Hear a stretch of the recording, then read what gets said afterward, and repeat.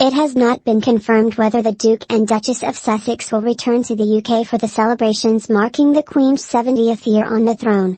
Prince Harry, 37, and wife Meghan, 40, traveled to The Hague last month with Netflix cameras in tow as they filmed for their upcoming documentary, Heart of Invictus.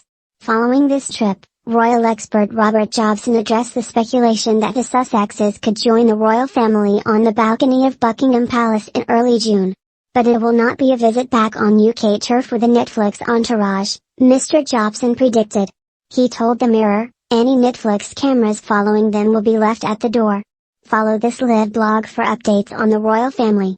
Key events: Meghan Markle's show Pearl reportedly axed by Netflix. Biggest mistake in Netflix history. Meghan and Harry savaged after Sussex show axed. The Duke and Duchess of Sussex have been criticized by journalist Dan Wootton after Meghan's planned Netflix show Pearl was axed. The Sussexes announced their deal with Netflix just after breaking with the royal family in 2020.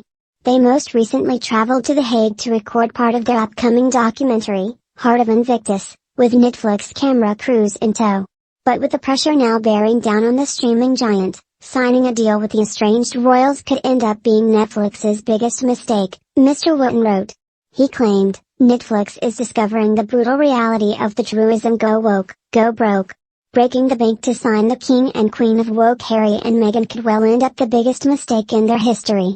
He then added, I wouldn't be surprised if Harry and Meghan are soon faced with a stark choice: provide us with a juicy show about your lives and the royal family, or we're not going to renew your deal.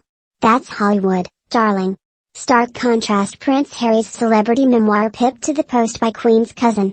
Prince Harry has been beaten to the publication date by the Queen's cousin, the Duke of Kent. Prince Harry is expected to publish his memoirs in October, but ahead of their long-anticipated release date, Prince Edward, the Duke of Kent, inched ahead of his relative by publishing his thoughts on the inner workings of the royal family. In a review of the memoir, Jane Ridley calls the Duke's life blameless, and one which reveals no scandals in the firm, but a set of memories that are an implicit reproach to Prince Harry.